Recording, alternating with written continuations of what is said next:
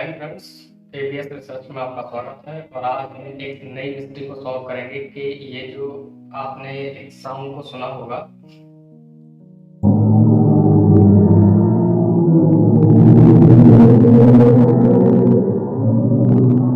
Sound है और ऐसा कहा जा रहा है कि ये साउंड जो है वो यूनिवर्स का है। तो क्या ये पॉसिबल है कि वहां पे साउंड को रिकॉर्ड कर पाना जहाँ पे कोई मीडियम है ही नहीं? क्योंकि साउंड को ट्रैवल करने के लिए अभी तक हमने ये पढ़ा है कि एक मीडियम चाहिए होता है, लेकिन जहाँ पे मीडियम ही नहीं है तो वहां पे साउंड को रिकॉर्ड करवाना क्या पॉसिबल है? इवन आप साउंड को सुन नहीं सकते तो वहाँ रिकॉर्ड किया कैसे जा सकता है? तो इन्हीं सारे प्रूफ को लेकर, एक फैक्ट्स को लेकर एक प्रूफ देंगे आपको कि क्या ये सच है। क्या नासा ने इससे पहले भी कोई साउंड को रिकॉर्ड किया है? क्या ये साउंड वास्तव में ही एग्जिस्ट करते हैं क्या? और देखेंगे कि ये जो साउंड बताया जाता है क्या वो यूनिवर्स का ही है, और है तो ये कैसे बनता है, कैसे रिकॉर्ड किया जा सकता है। आज इस सभी फैक्ट्स को देखेंगे। और उससे पहले अभी तक आपने अगर चैनल को सब्सक्राइब नहीं किया है तो सब्सक्राइब जरूर कर लें और वीडियो को लाइक कर दें।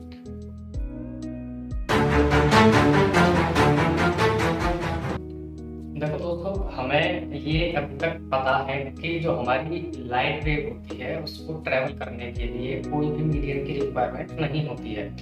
और यही कारण होता है कि सन से जो अर्थ तक लाइट है वो बिना किसी मीडियम के ट्रेवल कर सकती है।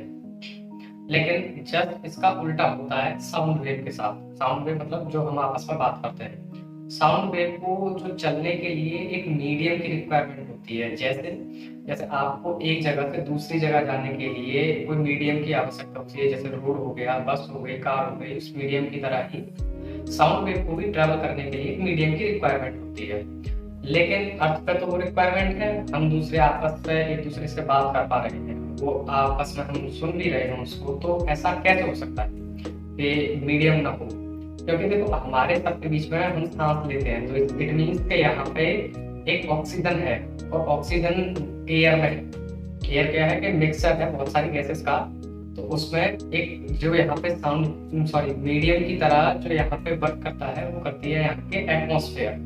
अगर यहाँ से अर्थ से एटमॉस्फेयर गायब हो जाए या हम उसको हटा दें तो हम बिल्कुल भी एक दूसरे की कोई बात नहीं सुन सकेंगे। जब ऐसा होता है कि एटमॉस्फेयर में ही सुन सकते हैं तो अर्थ के बाहर ये भी आपको पता होगा कि एक निश्चित मात्रा में ही एटमॉस्फेयर है। इस सम डिस्टेंस तक ही एटमॉस्फेयर एग्जिस्ट करता है, उसके बाद एटमॉस्फेयर है ही नहीं। यही कारण है कि ये जो प्लैनेट्स हैं और बहुत सारे आकाश में ऐसी घटनाएं होती हैं कि जैसे कोई मेटेरॉइड आपस में टकरा जाते हैं या कोई उल्काज होते हैं तो उनकी यहाँ तक लाइट तो आ जाती है, लेकिन उनका साउंड यहाँ तक नहीं आ पाता है। तो होता ऐसा इसलिए है क्योंकि वहां पे कोई साउंड ट्रेवल करने के लिए मीडियम नहीं है। वहां पे मीडियम नहीं है तो नासा की अभी एक वीडियो रिलीज हुई थी कुछ टाइम पहले कि ये आवाज यूनिवर्स की बताई जा रही है, जिसमें कुछ ओम जैसा चैंटिंग कर रहे हैं। दोस्तों, स्पेस में तो साउंड को ये देखते रिकॉर्ड हैं कि करने क्या के वो लिए वीडियो ठीक है। वहाँ पे एक हम प्रोब्स का यूज करते हैं, मिशंस का यूज करते हैं, क्योंकि वहाँ पे कोई एटमॉस्फेयर नहीं है। इसलिए वहाँ पे डायरेक्ट साउंड को सुन पाना इतना ज़्यादा पॉसिबल ही नहीं है कि वहाँ पे हम साउंड को सुन सकते हैं। वहाँ पे सब साउंड को सुन नहीं सकते तो हम उसको रिकॉर्ड कर सकते हैं। क्यों? क्योंकि हम ये जानते हैं कि ये जो सन का जो रेडिएशन है ये पूरे यूनिवर्स में फैला हुआ है। यूनिवर्स नहीं कह सकते तो लेकिन हम अपने सोलर सिस्टम की बात कर सकते हैं कि पूरे सोलर सिस्टम में हमारे जो सन का जो रेडिएशन है वो फैला हुआ है। जब सन का रेडिएशन फैला हुआ है तो इसमें लाइट भी होती है, जिसकी लाइट की अपनी एक वेव होती है। जब लाइट की अपनी वेव होती है तो वेव्स इलेक्ट्रोमैग्नेटिक वेव की रूप में लाइट चलती है। और इसकी प्रोबेबिलिटी ये होती है कि अगर वहाँ पे कोई भी और घटना हो रही है तो उस वेव के एम्पलीट्यूड में तो कुछ ना कुछ चेंज आएगा।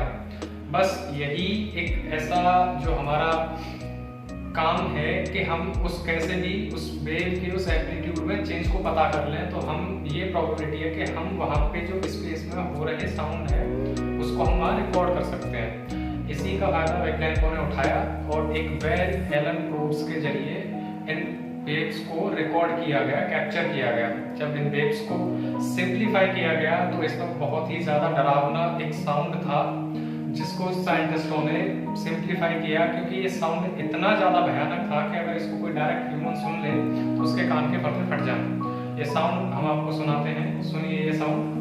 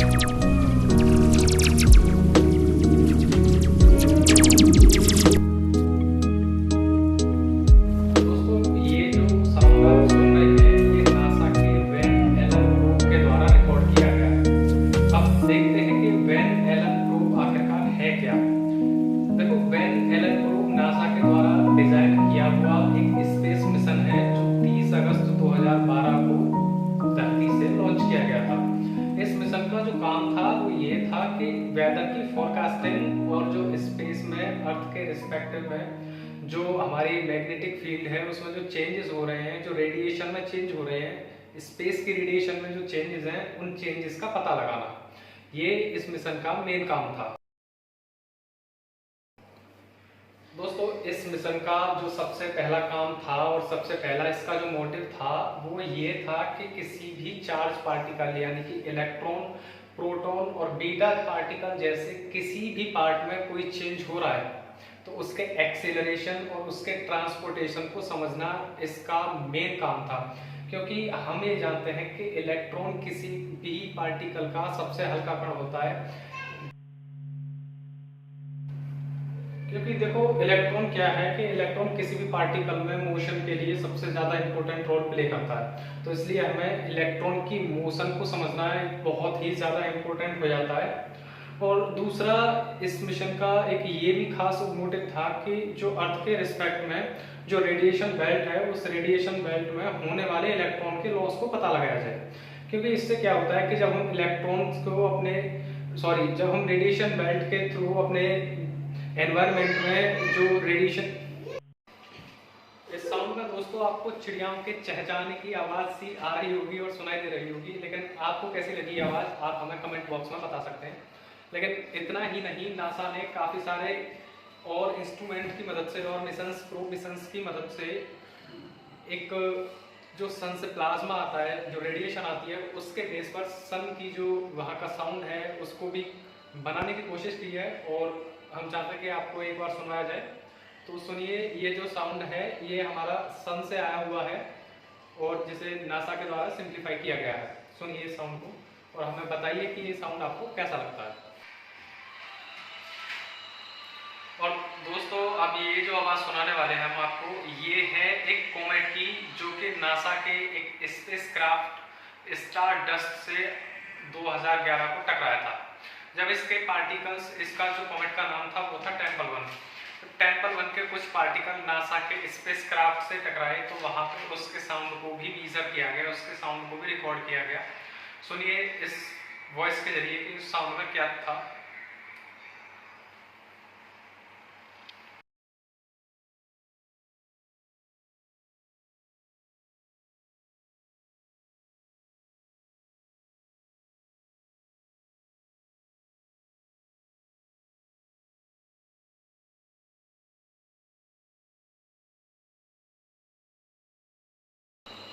और दोस्तों अब ये जो आवाज़ सुनाने वाले हैं हम आपको, ये है एक कॉमेट की, जो कि नासा के एक स्पेसक्राफ्ट स्टार डस्ट से 2011 को टकराया था।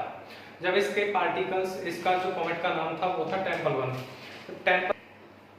दोस्तों ये सारी जानकारी और ये जो सारी आवाज़ हैं, स्पेसक्राफ्ट हैं और ये जो ज़्यादातर जो इन्फॉर्मेशन है ये एक नासा की ऑफिशियल वेबसाइट से हमने रिसर्च की हुई है और डिफरेंट और सोर्सेज से रिसर्च की हुई हैं। अगर आप इनकी जो प्रूव करना चाहते हैं, जांच करना चाहते हैं, तो लिंक हमारे डिस्क्रिप्शन में है। आप और जाके और भी बहुत सारे प्लैनेट्स की आवाज़ सुन सकते हैं और हमारे टेलीग्राम चैनल ABS रिसर्चर से जुड़कर आप और भी ज़्यादा मज़ेदार फैक्ट्स को देख सकते हैं। तो दोस्तों चैनल, अगर वीडियो अच्छी लगी हो तो चैनल को सब्सक्राइब कर दें, वीडियो को लाइक कर दें और शेयर भी कर दें, जिससे कि आपको और आपके दोस्तों को एक अच्छा कंटेंट मिलता रहे। धन्यवाद। और दोस्तों कमेंट करके ज़रूर बताएं कि तुम्हें वीडियो एक कैसी लगी और हम किस बारे और किस टॉपिक पर आगे और रिसर्च करें, जिससे कि आपको वीडियो पसंद आए और आपको नॉलेज मिले। धन्यवाद। ABS रिसर्चर आपका हार्दिक अभिनंदन करता है।